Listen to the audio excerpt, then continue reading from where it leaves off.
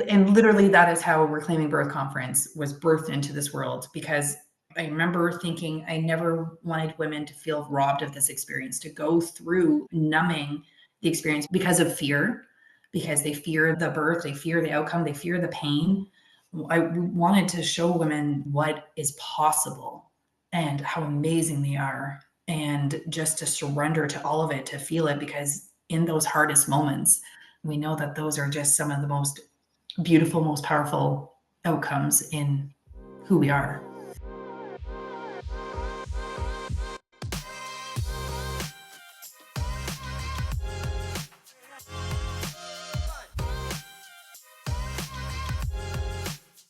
Welcome to the Rewire for Birth podcast. I'm your host, Dr. Cindy. I'm a naturopathic doctor and birth guardian, and I couldn't be more thrilled to have you here. This podcast is all about rewiring the way we think about pregnancy, birth, and postpartum by offering a holistic perspective that empowers you to embrace your journey with confidence and strength. Each week, I'll bring you expert insights, valuable advice, and inspiring stories to help you feel prepared and empowered. We'll dive deep into the transformative experience of bringing new life into the world and explore ways to make your birthing journey truly beautiful.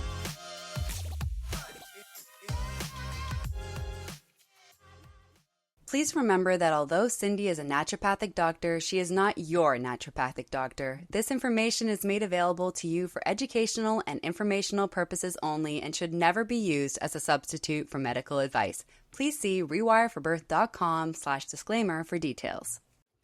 On this episode of the podcast, we have Kristen Nagel. Kristen is a former NICU nurse carving a new path forward in motherhood through homeschooling, holistic health, and a foundation in faith. She helps mamas become warriors that stand steadfast in their convictions to raise strong, healthy, and free children from birth and beyond.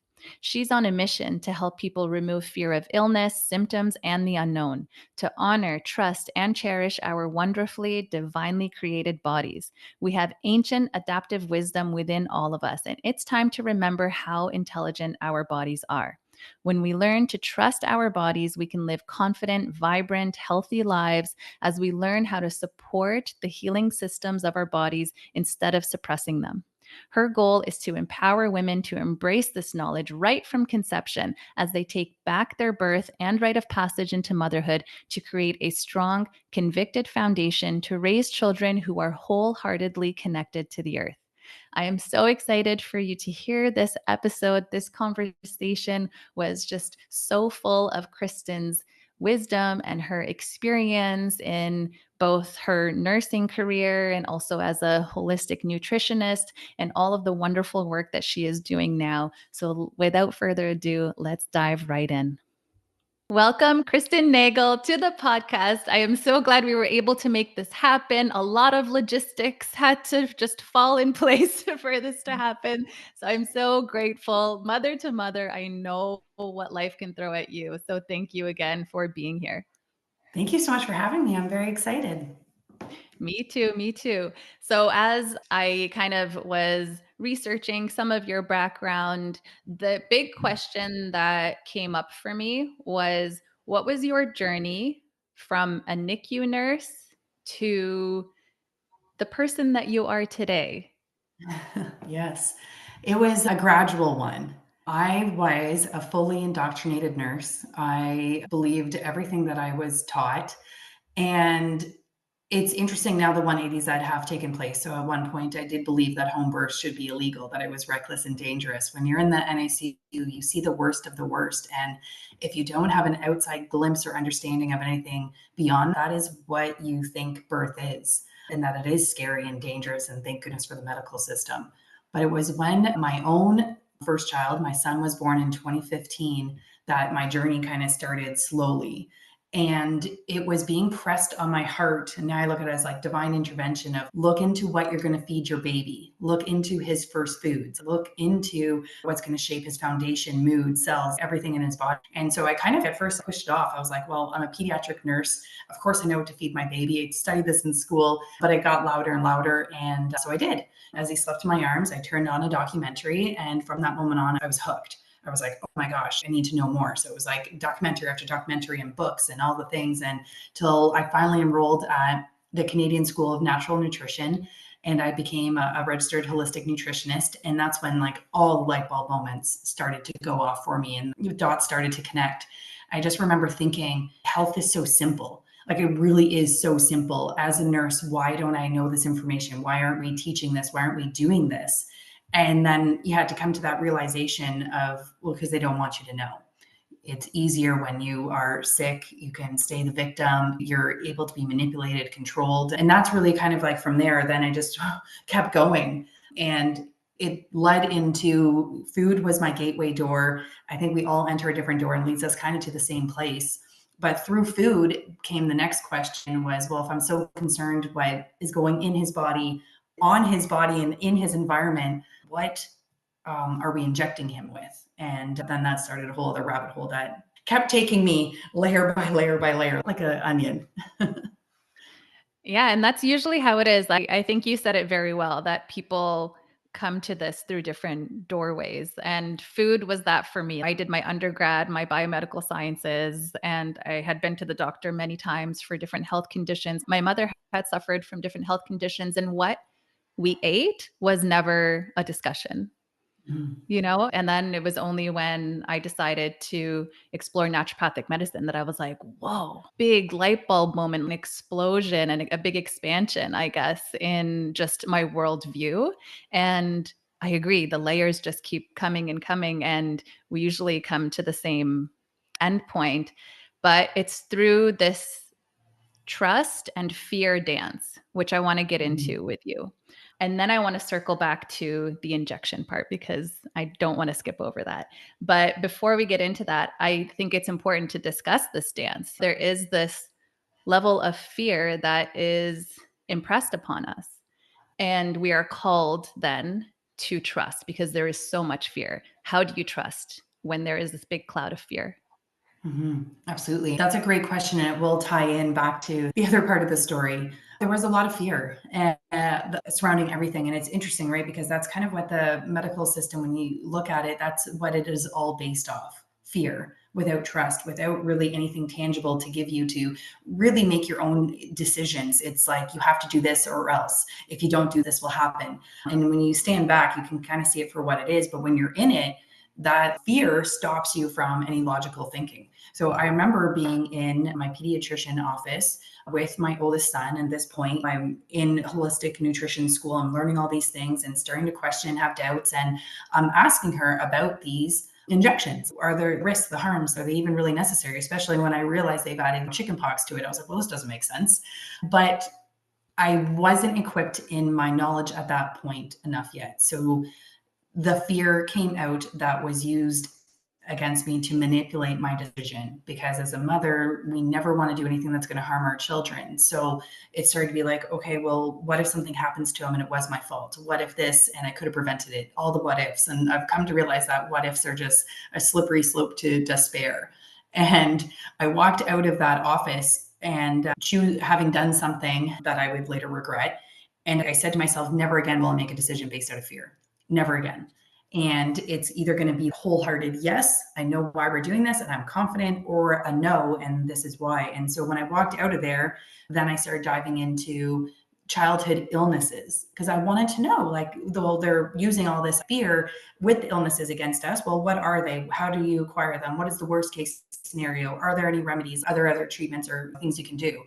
And it was interesting because when I faced the fear of all of those, everything went away. I was like, I don't even need to look into the actual injections. I still did, but I was like, I didn't have to at that point, because once I learned what they were for, I was like, well, they're not necessary. They're just not. Like, I know how we live these days, and now we have better tools. We have more awareness. I don't need to be in fear of what they're promoting. And that was really interesting because it led into each of my child, like, put me on a different path. And my second son was born in 2018. And that's when I was able to, still in the hospital. I wasn't there yet, right? Layer by layer.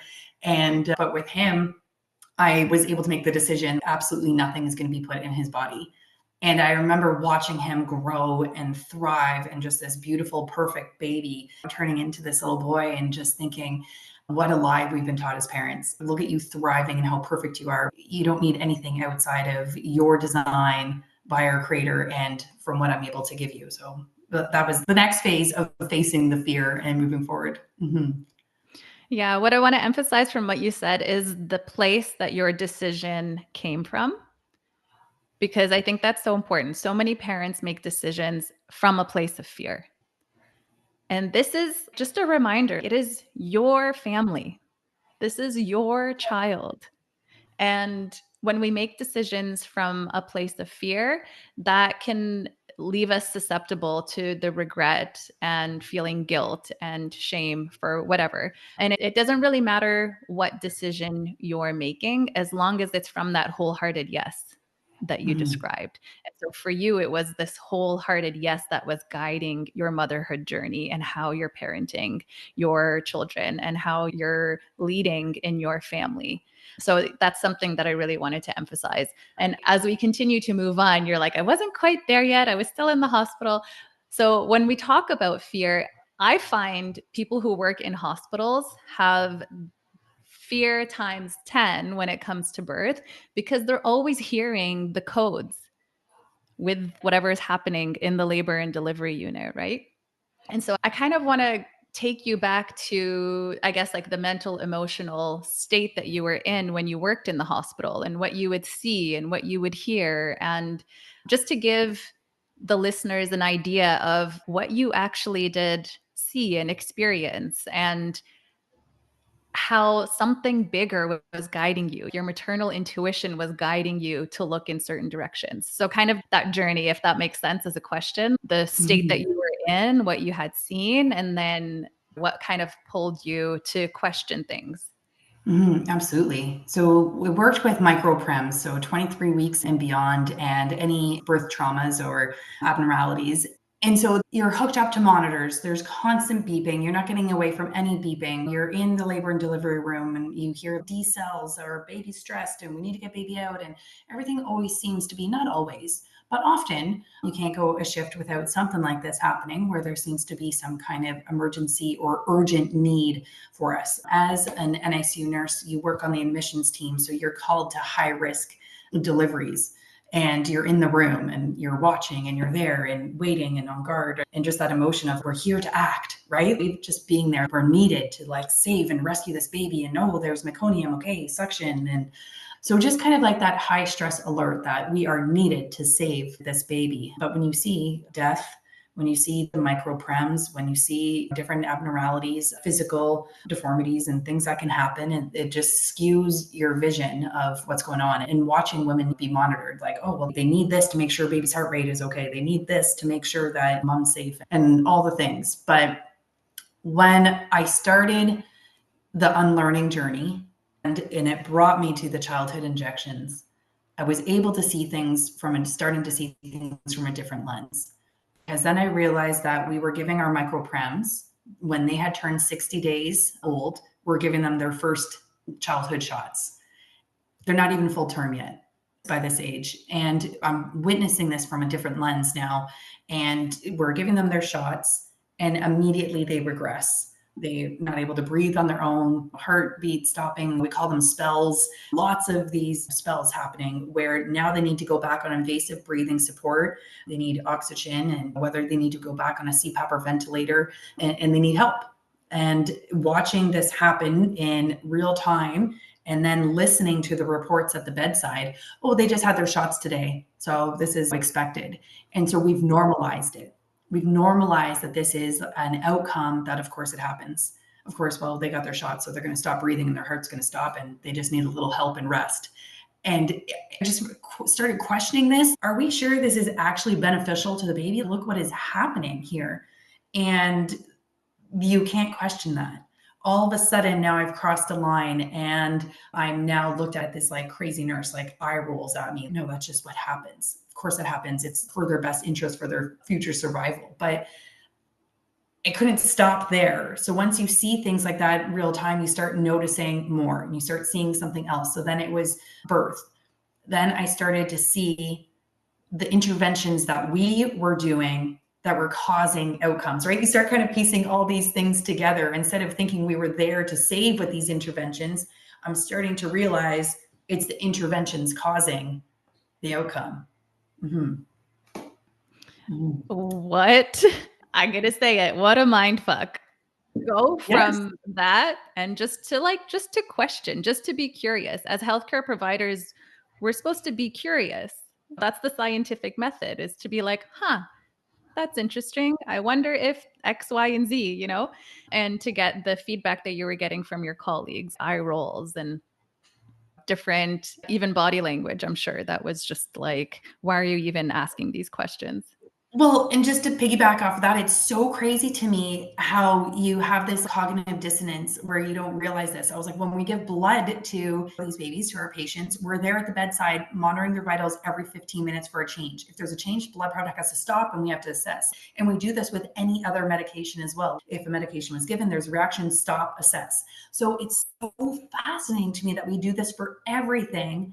But when it comes to these, like, I'm used to monitoring for censorship, but when it comes to these vaccines, it's a totally different playing field. It's just like, no, that's just what happens. But if it was anything else, it would be stopped immediately and it'd be a major cause of concern. It was a mind fuck. I'm like, what is happening? How are you not seeing the same thing I'm seeing right now? We do this with everything else. It's very bizarre. Yeah. Like, are we in the twilight zone? Am I the only one noticing this right now? Yes. Yeah, totally. And I agree. Any other treatment, let's say it was even just some made up vitamin that we would give to premature babies. And if right after we gave that vitamin or a natural substance, then they would immediately regress, then we would stop. Mm-hmm. Easy, Absolutely. simple. And then we would reassess. Maybe we would give it a little bit later in their journey. So I find your story interesting because it's just like these light bulbs going on and then you questioning things and seeing people's reaction within the system. And also being like, you worked in that system and you saw the worst of the worst cases, but you still were curious. You were still asking questions. And so when you finally got to the place, I want to come to I guess the aha moment when you were like, oh, okay, these interventions are actually what's causing the cascade of outcomes that we're seeing in birthing people. So tell me, I guess I want to know, how many experiences did you have until you were like, I'm kind of over this? Or were there interactions with other nurses? Were there interactions with doctors? Were there interactions with the mothers? What was happening when you were just like, I can't be in this space anymore? I mean, you see so much, you're so desensitized to it. I guess with my first son, people ask me, you going to read any books or look into anything, or what books you're reading? I was like, why would I do that? I know what birth looks like. I'm going to go to the hospital. They'll tell me what to do. And then the baby was born. That was literally my thought process with that. And I'm sure many of us have been told this too. Why be a hero? They made drugs for that. Why be a hero? And so that was also my plan. Why be a hero? Get that epidural. We don't have to feel all that pain. And there's baby. And that was completely my mindset. And that was normal. Okay. If they need forceps, maybe they need a little bit of help. I watched so many episiotomies, but I had to like turn away. Those are just the worst, like watching, and they're just so horrific in what they do too. And just these things, well, sometimes baby needs extra help. I don't want to watch it happening, but you need extra space. And it started a little process because I even had a stretch and sweep with my first. And that was incredibly painful for anyone that has experienced that. You're told, well, this will help reduce like inductions or going past due dates. And this is what we do. But realizing that actually led to me still needing to be induced and a whole bunch of other things I'll get to. But my second son, I was kind of still starting to be aware because I never wanted to be induced again. So it was kind of my own personal journey. I was like, being induced was awful. I was like, okay, it's just like a gradual increase on the Pitocin. So it'll probably feel that gradually. And for anyone that has been induced, know this, that it goes from nothing to like, holy shit, yes, now I need this epidural. There's nothing in between. It's just awful. And then my first son and I struggled so much with breastfeeding. That was a whole journey on its own for 5-7 weeks. Like I was just ripped raw. I had no idea what was going on, trying to go see consultants and get help, and the bonding. I didn't bond with my first that well. And, that guilt, like, what's wrong with me? Am I not meant to be a mother? Why am I not bonding with my son? Every time I heard him cry, I would cringe because then I knew the pain I was going to be going into to feed him and the whole thing. And I just didn't want that with my second. So I was like, I don't want to be induced. I don't want any of that, but still trusting the hospital at this time, bit by bit. And so I tried not with epidural, but I didn't know enough and I didn't have enough support. Ended up with another epidural, but I didn't need to be induced. He came. But that was a whole interesting thing too, because now I'm trying to do natural inductions, which are still inductions. You're trying to like get baby to come out before the baby's time. It's still inductions. Doesn't matter what you want to call it. But it was kind of around 2019. My friend was talking to me about birth and it was so triggering to me because she wanted to have this home birth. And I was like, you're just no, but things stuck with me. And then I started to see things a little differently. Then I met someone else having a home birth. Then I met someone else. And it's like all of a sudden when you kind of get like onslaughted with things, like, why does this keep coming up? And then it was kind of more meeting another woman, that Billy Harrigan, that was in birth. And I remember when people started to kind of explain birth to me, and I was finally open to hear it and receive the information. I remember feeling completely robbed of an experience I never knew existed. Then I would go back to the hospital. This is kind of fast forward. Now we're kind of getting into like 2020 times. And my soul was just being crushed because now I'm learning about birth. Now I'm understanding physiological birth. Now I know what can happen, what it can look like, hearing all these other beautiful stories, and I'm open to receiving them. And then I'm watching these women on their backs with the doctors, with the lights, being cut and hooked up to all these machines, and watching the forceps and things happening to the babies. They're marked up. And then the final thing, I mean, there's so many situations, but I remember when babies, if they didn't hit a 5-pound mark, they were taken away from their mothers and placed in one of our incubators because they were too small. Their sugars wouldn't regulate. They need to be monitored. And I just couldn't do it anymore. I was like, oh my gosh, do we even realize what we're doing? Separating these babies from the mothers, the very place they need to be, on mother's chest to self-regulate. We talk about kangaroo care. And now we're taking away this tiny baby to place alone in this incubator hooked up to machines. And I was like, I can't. My soul is just dying. And then 2020 happened and I didn't have to make a decision. I was forced out. And then you had another birth experience, correct? I did. I didn't know. I remember feeling, like I said, robbed of this experience. And I didn't know if we would ever be blessed to have another baby, if we wanted one. I didn't know. And thank God we were. She came 2023, but I had been doing a lot of work through 2020 and beyond to that point, watching the horrific things going on in the hospital where parents were separated from their child if they didn't get this test, partners not allowed in the laboring room, having to wear a mask, like all the things. And then I did work a brief period in that. For example, one of the things that would happen in mothers having C-sections, because of the rules, we could no longer cross the OR doors as NICU nurses to go hold the baby. So when baby was born, was from C-section, normally they're placed in our arms and we're taken and wrapped up to hand back to dad to bring back to mom. But baby was born and placed in a cot and literally pushed out the door to us. It's just like, you can't even imagine these things actually happening and these people, I just couldn't. So I was like, there's absolutely no way I'm ever going to let people go into the hospital. So I met Billy Harrigan, an elder, a wise woman, traditional birth companion. And she started building up her army of people that were understanding birth, building up birth workers. We need to get people out of the system. We need to learn how to do this. We need to equip ourselves with what's going on. And so when I was pregnant in 2023, there was absolutely no way that I was going back into the system. Plus, it would be the same place that fired me. So that was not happening. And I was so determined that she was going to be at home, out of system. And she was. Prior to that, there was a loss, my second loss. And even that was an interesting story because my first loss was out of fear, still in the system, needing all the tests and all the things to tell me, devastated of what did I do wrong? How could I prevented this? All the blame that I think we feel when that happens. And then my second loss was completely out of system. I didn't need an ultrasound to tell me. I didn't need anything to tell me. And I waited. My body took its time to complete. And it was a different feeling of loss as well. I was just writing about this the other day. Sorry, I just went on so many different tangents there. We're going to flesh it out in a little bit, but yes. Just realizing that our room can hold life and loss at the same time, and realizing what a complete honor that is. And that's part of our soul contracts and journeys. And so that second loss hit me differently, but it led into baby girl being fully out of the system. And again, just earned more trust into my body's capable of however this unfolds is how it's meant to be, and just having that complete surrender and trust with no attachment to the outcomes and just going forward. Mm-hmm. Wow. Wow. And I want to hear how baby girl came into this world.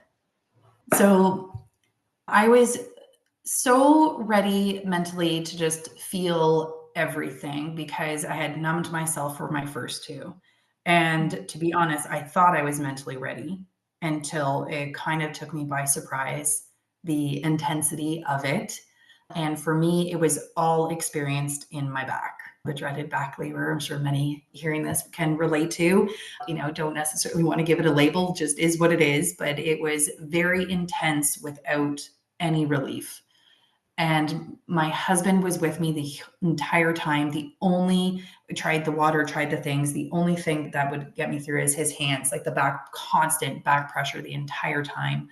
I remember at one point just trying to find something. I tried the shower not working. I remember just kind of stumbling out of the bathroom, and I just ended up on the floor sideways on my side, just laying on my arm. And I found a kitchen chair, and that's what I held on to. And that is where I stayed. And that chair, when things got like really intense, helped me, my husband on my back. But then the weirdest things happened because I was like, I think I'm dreaming. In those short little seconds, I think I was like having these little micro dreams. And I was like, am I falling asleep? Am I dreaming? Like, what is happening here?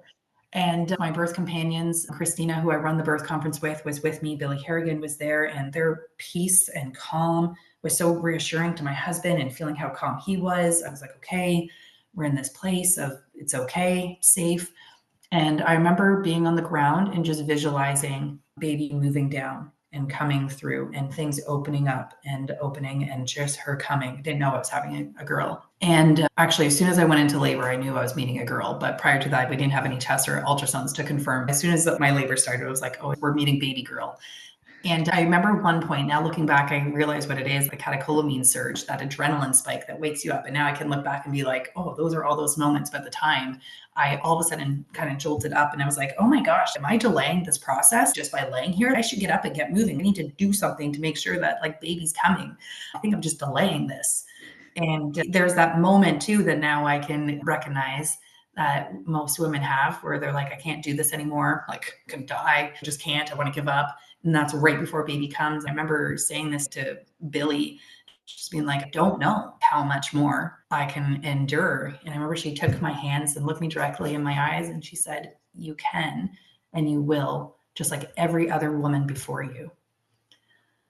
And I remember in those moments just thinking of, you're right, every woman before me that has done this. And that's why we're all here. And so I ended up moving to the bed and different positions, but then all of a sudden, baby girl, she was ready, and she just came. That part, it was just so quick when she was there, and boom, was out. But I got to see her come out and call, but when it was like a water balloon, because when she came out, it was like a burst, like the water balloon broke. That's what it reminded me of. And I just stared at her, looking at her face. I was on all fours, so I was looking down at her on the bed and crying and just thinking, like I said to her, the first things out of my mouth were, we did it. Like, we did it. And it always makes me emotional thinking about it, because it was so powerful, thinking like I knew that her and I had both worked so hard for that moment, and to accomplish that is such a feat. And comparing to my first two sons, when they're placed on my chest, it was like, oh, you're here. I love you. You're here. Nice to meet you. But that moment of, we did it.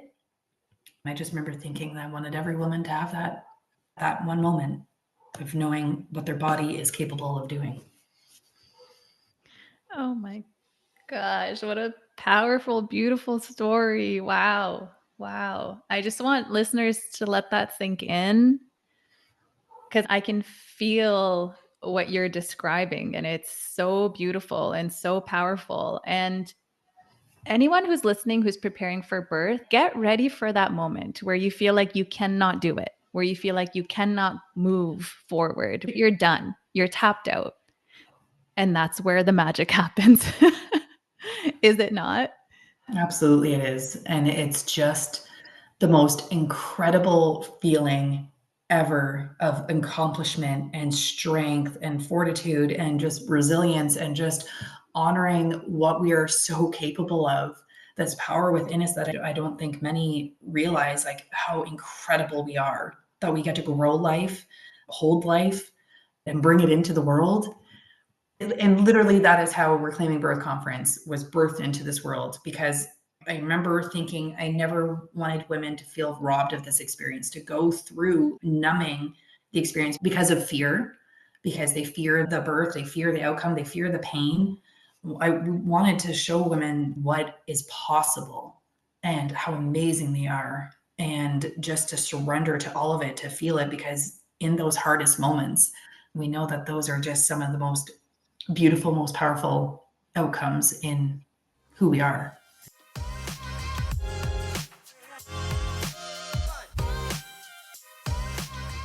Hey mama, are you ready to transform your birthing experience? We're offering a free guided meditation to help you start rewiring your brain for an empowered birth. Imagine feeling calm and in control, embracing your inner strength, and making your birthing journey smoother and more joyful. Doesn't that sound amazing? It does, right? And it's possible for you. To get started, visit rewireforbirth.com/meditate and grab your free meditation now. Let's make your journey beautiful together.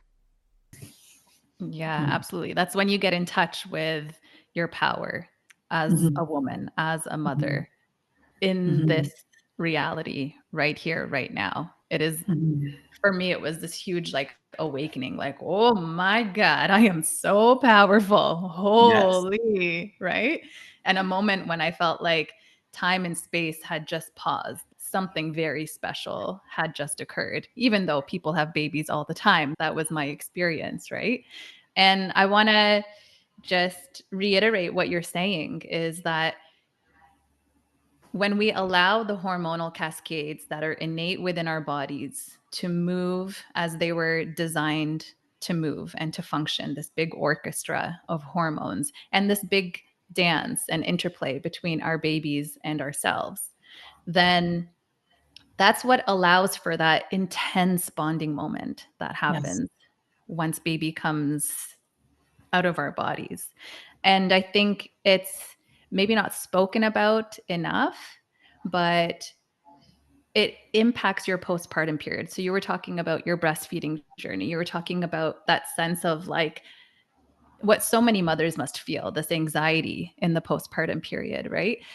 It impacts that. And so when we are letting women know what's possible and supporting the body instead of working against it. It's not just about the birth, it's also about the postpartum period. It's about this life, the trajectory of this new life that's entering our reality, right? And so it is so much bigger than birth, but I find birth to be such a doorway, such a portal for us to experience our power and this awakening moment. So I want to know how, like, what did that imprint on you as a human moving forward after that experience? Yeah, no, absolutely. Everything. She's amazing. She's been to her conference each year. She speaks powerfully. And she said something that stuck with me as well. It almost has to be hard. And not that it's hard, but that intense. Like it has to be that powerful moving through you, because mothering is hard. Parenting is hard, especially in this day and age. And you have to know the strength and power you have that's going to get you through it, and that you are capable, and that that you will find your strength to mother. And so it did change everything. We didn't even have a room for her, and I wasn't worried about that. The whole thing of having a nursery, having the crib with my first two, getting them sleep alone in their crib. But she just laid beside me always, like in from the 6 weeks of healing. For 6 days, we didn't even move. Like we just stayed together, and then until we like got her able to move about. And then for 6 weeks healing. But it has been with us the whole time. And I know I've had conversations with other mothers that sometimes co-sleeping or the night feeding can feel exhausting and tiring. And it's like, oh my gosh, is this ever going to end? But I can now say that it does.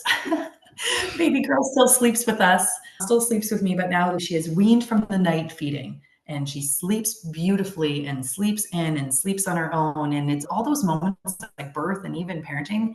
And it's going to be a blip looking back. But in the moment, you're like, how do I get through this? And you do. Because now I'm like, oh yeah, it was fine. In those hard moments, we just got through it. And it's like it was never a big deal, but it affected everything in the bonding, the relationship, and the parenting, and the ease of transitioning with my two boys and her, and just her just moving in and being a part of everything. And it really does. People, it's not just about birth, like you said, it is reclaiming motherhood. It's reclaiming for them how they come into the world. It's all the hormones are for them as well, their strength, their resilience, and what they're capable of. And it grows into the bonding for future, for everything. So it just lays that foundation, but it's not just that moment. It impacts every aspect beyond. 100%. And we don't realize how much it is intervened with and disturbed. I think disturbed is probably the best word to use. And for anyone listening, you can have whatever experience you want, wherever you want, as long as you are in touch with who you are as a mother, as someone who is bringing life into this world, and stand firmly in that. I think what I'm trying to say is, how deep is your connection with your intuition and something bigger than you, and how much can you trust in that? Mm-hmm. Because I have friends I've worked with, I have patients I've worked with who have amazing experiences in the hospital, unmedicated, undisturbed, but they were the ones calling the shots. They walk in the room, they're like, you can check me when I tell you to check me. Turn off the lights, please. Turn these machines around. I want them off. You have to be in command and have your nervous system, I guess, regulated enough so that you're comfortable being in command, and have someone with you that you trust, whether it's a doula or your birth partner who's been really on board with you.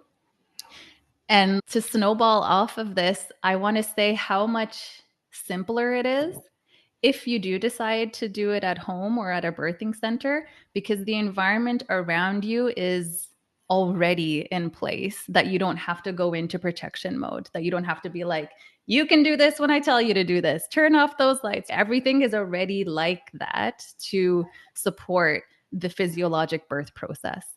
So it's just like, you can do what you want wherever you want, but keep in mind there is this level of armor you're going to have if you want things to go a certain way. Let's say you don't want to be checked, you don't want this intervention, you're going to have a little bit of advocacy for yourself. Mm-hmm. Which can be very difficult when you have estrogen flowing through you and you're in those intensities of labor, and just, it is very hard in those moments. And you see a lot of people that didn't expect to have to advocate so much, and then things shift just because it does. So yeah, you have to be really ready. But then I'd also encourage, because I'd be curious, what would be holding you back from the home experience? And I'd probably lean into that as well. What is keeping you from home? What more do you need to look into or go deeper? I would explore that. And I know it's not for everyone, but I find throughout my journey, the things that have triggered me the most are the areas that I've had to look into, and the areas that I ended up going towards, because it's that place of fear. Okay, where's this resistance coming from? And what can I do to peel it back? Mm-hmm. Yeah. Going back to, is this decision being made from a place of fear, or is it a wholehearted yes? Like, this is where I need to be when I'm bringing my baby into this world. I do want to, now that we've mentioned that you can make decisions that are in your best interest, no matter where you choose to birth, I do want to go back a little bit. You mentioned episiotomies, and I want to talk about this because the percentage of episiotomies that are actually necessary is so low, if at all. And in some countries, it's being done upwards of 80%, like basically every mother who births at whatever hospital, especially in Egypt, Barbara Harper was mentioning, and the Philippines. So it's just standard routine. And the aftermath of that, it's not benign. So, for example, you can lose sensation in your whole leg for months. And that's when you are in your precious postpartum period. So imagine taking care of a baby with basically a paralyzed leg for months until it starts to heal and get better. And just the healing of the perineal tissue itself, going to the bathroom, how difficult that is, how painful, issues with intimacy in the future, in the postpartum period, of course, but even years later. So I'd like to hear your take on some of the things that you saw that you were like, yeah, that's what needed to happen as a nurse before you kind of started waking up, and what some of the repercussions of those very routine, standard practices are. Yeah, it's hard to look back now of like even when I used to think, oh yeah, of course, like baby's taking a long time, baby's kind of stuck, baby needs help or whatever it might be. I can't think of a time where that is ever necessary, ever. But we've created this environment where mom's placed on her back, where it decreases by like 80 or 20%, right? It decreases the movement from baby. That's pretty significant. They're in this unsafe, well, maybe they feel safe, but I mean, all the lights, this whole environment, all the beeping, their body's not able to open the way it might. The doctors, I find, just impatient. It's all about their timeline. Oh, this is taking too long. Baby's kind of, oh, let's just help it out. More often than not, I stopped even hearing them ask or even informing. Like you said, it's just standard care. They would just start doing. And it's not benign. The healing, things don't always go back. I remember from my own experience, my first, I had a tear. And even the healing from that, I remember just feeling like a constant paper cut. And it was awful. And it does impede on how you feel about your body, your self-image, and everything that affects all the other areas of your life and intimacy with your relationship with your partner. I will say I am so jaded from what goes on in the hospital and the stories that we get and the things that people message us because of the work that now we do. And I'm sure you as well. I cannot emphasize enough how important I believe this work to be so people do not enter that space. I'm just being so frank with from what I've seen. And just as you bring this up, I'm going back and envisioning it. And I'm like, I don't want to, I have to like clear out those images of things like an OB panicking from a shoulder dystocia and using forceps and using her foot to push against the bed and having someone else help pull behind her and them falling backwards. I'm sorry, I'm getting into trauma stories now. I'm not going to do that to your listeners, but I guess everything has an impact. And I think it's played down the episiotomies, the tests, the C-sections, all of this is played down to the point where we just accept it. And we don't think about the long-term outcomes, not even just in the healing stages of how we're postpartum healing, but even further down, how it impacts our emotions, our health, intimacy, relationship, even back pain, shoulder pain from C-sections, from being kind of healed a little bit tighter. There's so many long-term impacts on our lives that we are not told. Yeah, absolutely. Too many images coming up in my head that I'm like, I know you're like, okay, don't say that. Don't say that. I agree though, but it starts in the prenatal care when not even halfway through the pregnancy, people are being told that they're going to be induced at 39 weeks. And it's already planting those seeds of doubt in the mother thinking like my body just can't do what it needs to do. So it needs a little bit of help from some sort of external hips are too source. small, baby's too big. It just wasn't designed this way. All the things are setting people up to not trust their body and think that there's a mistake. Mm-hmm. Yeah. And along this whole arena, there is kind of like system, anti-system energy going on. And that's okay. But I think what kind of merges this is supporting the mother to connect to her intuition and know what's right for her, because a test could be very beneficial to a certain case, to one person. And she might feel like something's off. I want a test. I want an ultrasound right now. And sometimes people get dismissed in the medical system and they're like, oh, you're fine, you're fine. And something might be wrong, right? That she learns that my hunch was right. Sometimes it can help with any anxiety, right? Like a blood test can just be like, okay, everything's okay, right? But often we're over tested, and often the anxiety is not coming from the mother, it's coming from the healthcare provider. Absolutely. In the form of bullying. The most recent thing I heard was you not accepting this induction is akin to a cancer patient not accepting chemo. Mm-hmm. You know, when a woman who is very vulnerable, this is like your hormones are making you very sensitive to everything, and you're hearing this information, it just plants so much doubt into the person who is about to bring life into this world. The most powerful moment of her life is kind of covered and coated with doubt and fear. And that's not okay. It's also not okay that about 45% of women describe their births as traumatic. That's not okay. That's not good maternal health care. Mm-hmm. And so I agree, this work is so incredibly important for all the reasons that we're talking about, but also I think for this initiation of women to come into their power and start to see things more clearly, start to see behind the veil of what's happening. And it sounds like that was also your journey too. You had this incredibly powerful experience, and then it starts to awaken other parts of your subconscious to see the world and reality clearer. Mm-hmm. Does that make sense? Absolutely, it does.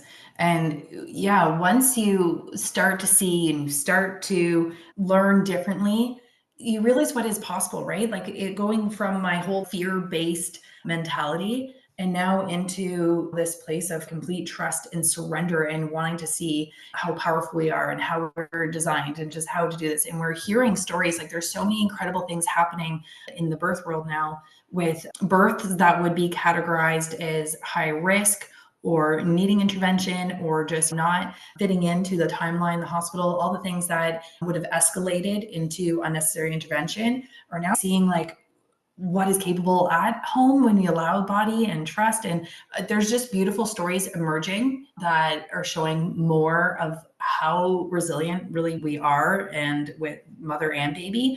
And you kind of mentioned this, but I always feel like I have to reiterate too. Thank goodness the medical system is there for emergencies. That is what it is for. It is there for emergencies. My son broke his arm. We had to go. Other son had stitches, birth work. There's times where it's needed, even when mothers consent where they feel it's time they want to go.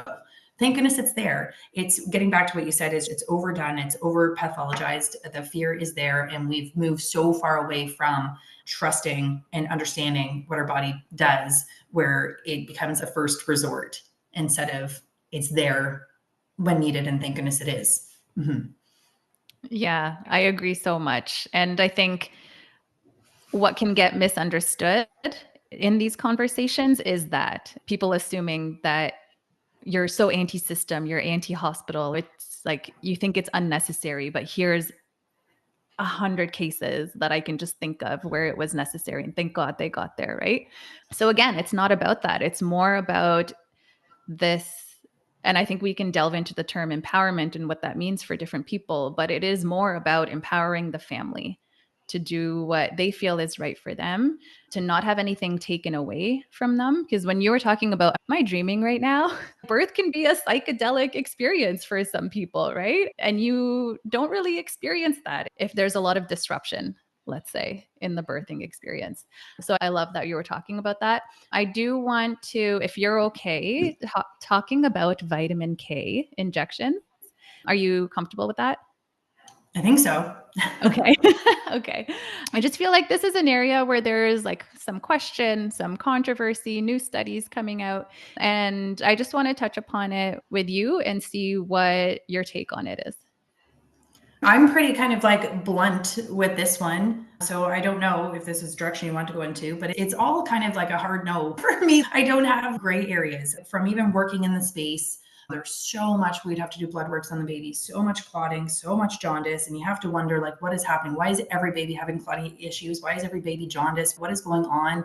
And I just think I have such strong faith in God and our creator and how we're designed. And I always say God doesn't make mistakes, but humans do.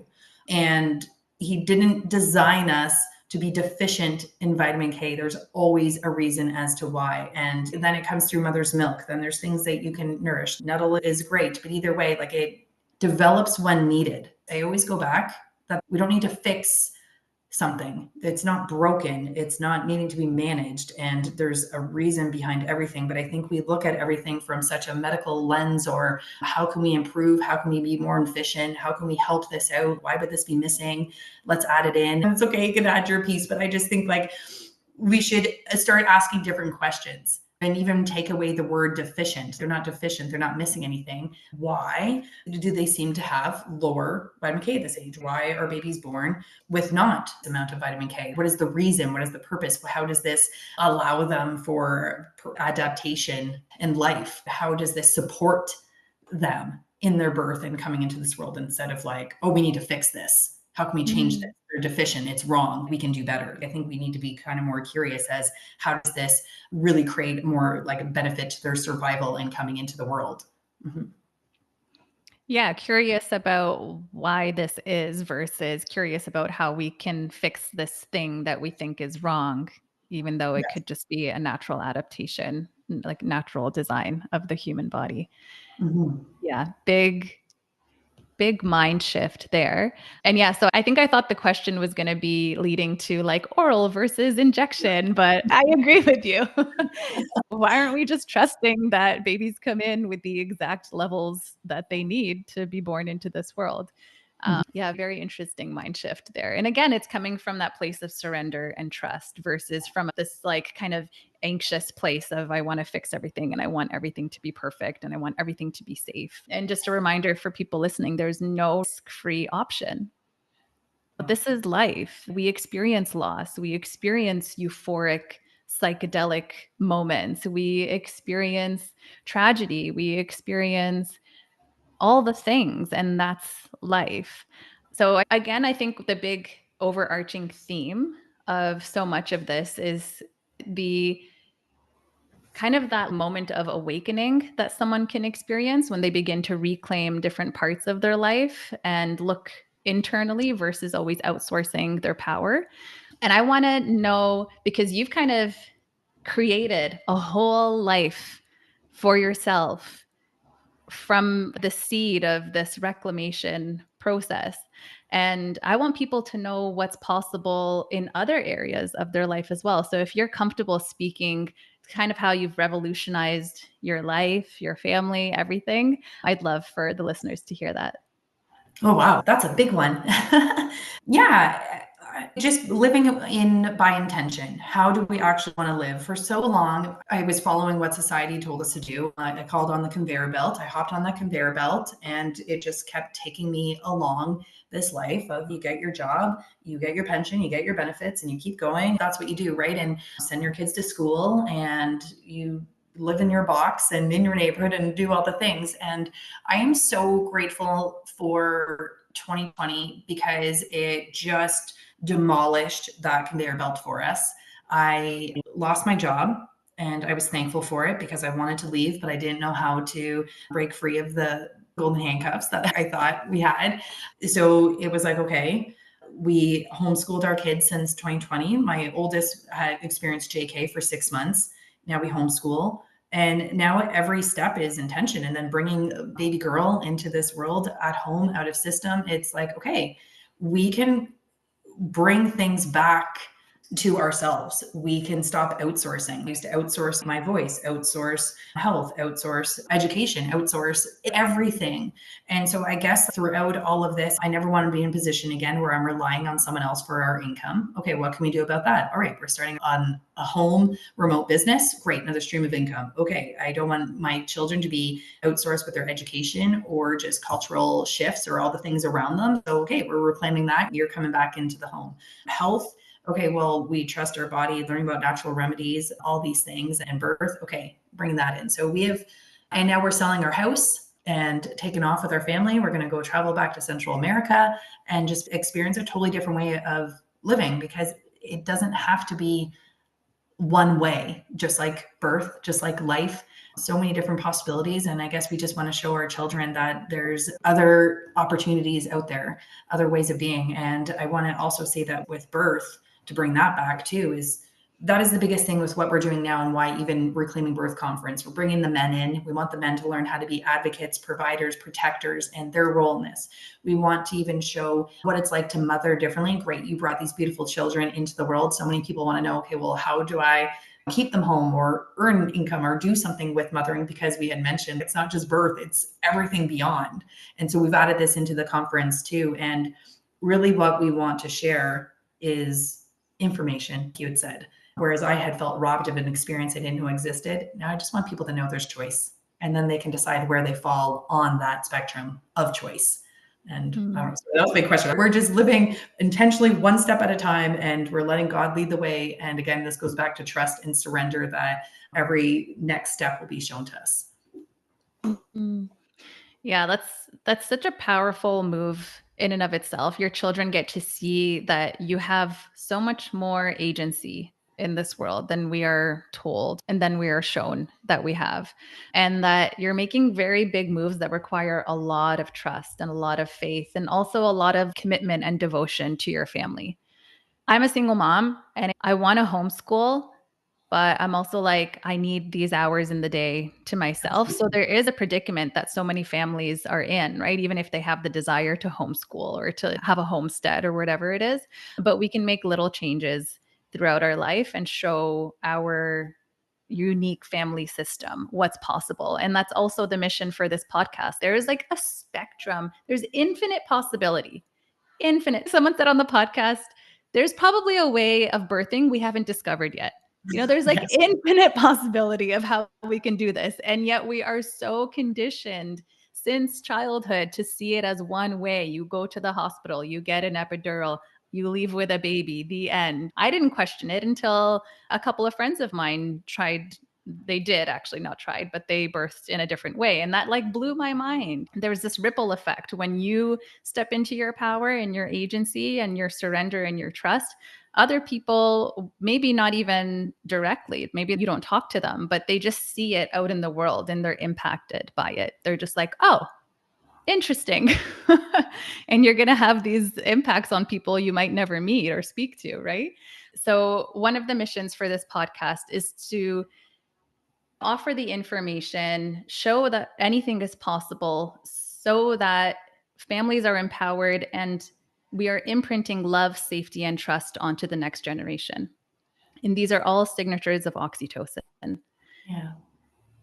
And that's a beautiful thing when it happens because that new life is moving through this world from that place, from an imprint of love and safety and trust. It's a very profound imprint that takes place. And sometimes that's not what happens, as me and you both know. Sometimes that imprint is fear. Sometimes that imprint is survival mode. Sometimes that imprint is mistrust. And that also, it's not permanent. We can do a lot of things to heal that.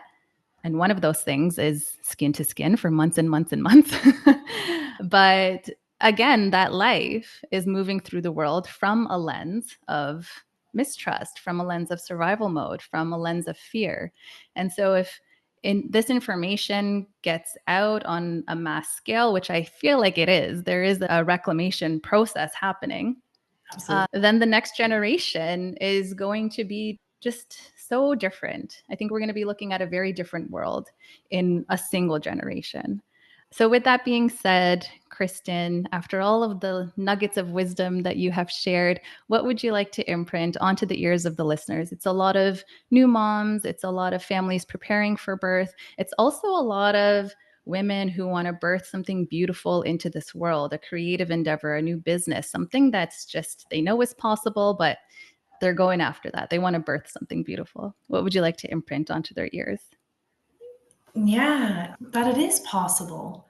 And if anything comes up, whether it is a fear or a doubt, to lean into that. And then that's usually where you need to go. And not to back away, but to actually press into where that's coming from, press into where that's showing up for you, and to lean in and keep going in that direction. And I say, this is how living our life is faithfully fearless, is what I call it, and finding what that is for you, because the enemy wants us to play small. Enemy wants us to not realize how powerful we are. These big ideas that we have wants us to be self-doubt, in condemnation and fear and worry. And so we're paralyzed and not doing the big things that we want to do. And so I just say, why would you ever let him win? Keep stepping into the victory that's already been won and keep going forward and just keep pressing in. When there's doubt, press in even further. And you said it so beautifully, and that's what I hope to do. My life is not for everyone, just like someone's life is not for me, but build a life that's beautiful for you and that you love, and keep working towards that. Those are such wise words, and I hope that it really permeates the consciousness of the people who are meant to receive it at this time on their journey. Kristen, if people are curious and they want to work with you, they want to learn more about what you're doing, you mentioned the Reclaiming Birth conference as well. Give us some information of how people can contact you, learn more about the conference, and anything else that is lighting you up these days. Yeah, absolutely. I'm probably most active still on Instagram. It's where I kind of set shop, and that's just comfortable where I am. So at Kristen_Nagel. I have my website, kristennagel.ca. But please, if you are interested about what we're doing, we call it's more than an event, it's a movement. Reclaiming Birth Conference is happening in London, Ontario, September 19th and 20th. Still accepting vendors, sponsors even, or just anybody that wants to be a part of it. It's an incredible day of just amazing speakers, community. Mothers are going to be sharing their stories for the first time this year. So we have 4 women that are going to be sharing their birth stories. And it's just turning into an incredible experience of getting back to wisdom, that trust we've been talking about, and just becoming aware of what is available. So reclaimingbirthconference.com. Amazing. I'm going to put everything in the show notes so that people can access it easily. And again, I'm so grateful that you took the time to do this in the middle of your move. And I know that there were a lot of logistics that took place. So thank you, thank you, thank you again. I really appreciate it. Oh, this is so great. I'm grateful for this conversation. Thank you.